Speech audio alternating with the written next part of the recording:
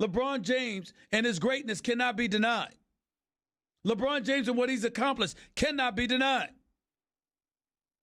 But you want me to tell you what can be denied, Nuno? You want me to tell you what can be denied, JC? Your apparent fixation to not only empower yourself, but others around you in NBA circles. That's what owners and executives are having a problem with. That is what is making LeBron James become that irritant. Because even when it's not him, he's going to get blamed for it. If you've got the shop or you're doing post-game interviews and you're reminding the world about how you're your own man and you can do what you want and you can't be controlled because you've already generated in excess of $1 billion for yourself and you've gone Hollywood and you're executive producing shows and creating content and doing things of that nature and you have an aspiration to do other things in media. Guess what, LeBron James? For the most part, he's right. He can do what the hell he wants. But somehow, some way, if you know anything about corporate America, if you know anything about billionaire boys clubs, if you know anything about the power structure that exists in this nation, and how you got cats that made money a different way, who look at you as labor, who look at you as players, and you are out there bloviating about how you can do what you want, when you want, how you want. Any opportunity that they get to humble you, they're going to take advantage of it. You think people ain't smiling at LeBron James on the verge of missing the playoffs for the first time in 14 years? He's been to 13 straight playoff appearances. They're having a ball with it. You think they're not laughing at LeBron James missing the final? Never mind the ratings. Never mind how the ratings are going to suffer. Never mind how the ratings have been suffering since LeBron James took his talents from Lake Erie to Southern California.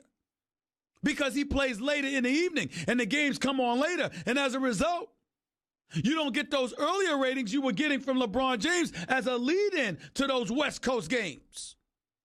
And it has affected ratings. You think they care about that? No, they don't care about that. They don't care about that because in reality, at the end of the day, although there should be an incredible level of appreciation for the greatness that LeBron James has put on display, it doesn't come without its critics. It doesn't come without its negativity. It doesn't come without people who are determined to take you down. Enter Rich Paul into the equation. Let's call this what it is. Ladies and gentlemen, there are people out there that believe the only reason why Rich Paul even matters is because of LeBron James. They think he would be just some kid selling T-shirts out of his trunk if it wasn't for LeBron James. That's how they feel about him, some of them. I keep this in mind for you. They don't say those kind of things about Maverick Carter. But they do say those things about Rich Paul. The difference between Rich Paul and Maverick Carter is Maverick Carter, management, businessman, et cetera, et cetera. Rich Paul's an agent.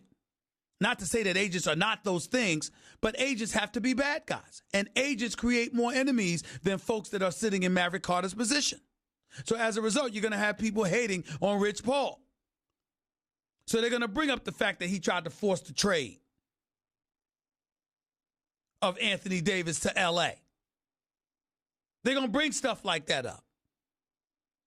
They're going to remind them about how you hoodwinked folks and you used your cachet and leverage with LeBron James to get Tristan Thompson and J.R. Smith paid.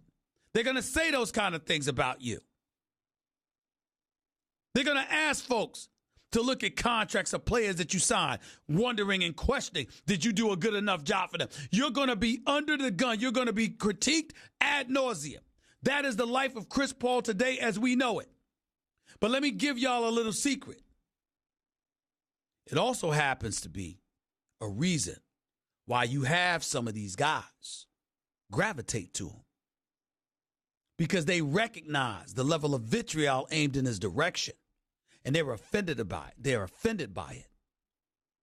This young brother grinding, doing his thing, and y'all don't want to recognize his talents.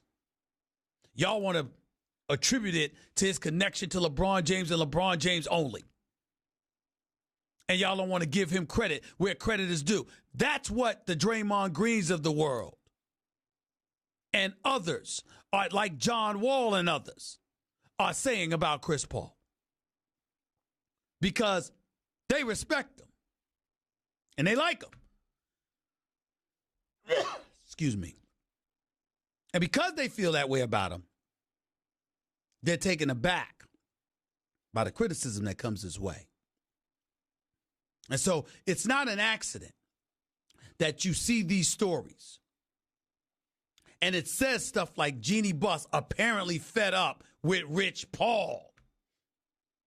It didn't say she was fed up with LeBron James. It didn't say that LeBron James is causing her problems.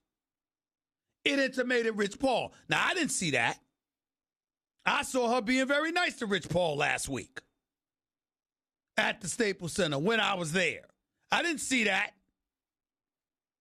But then again, who's to say it is or it's not true? We don't know.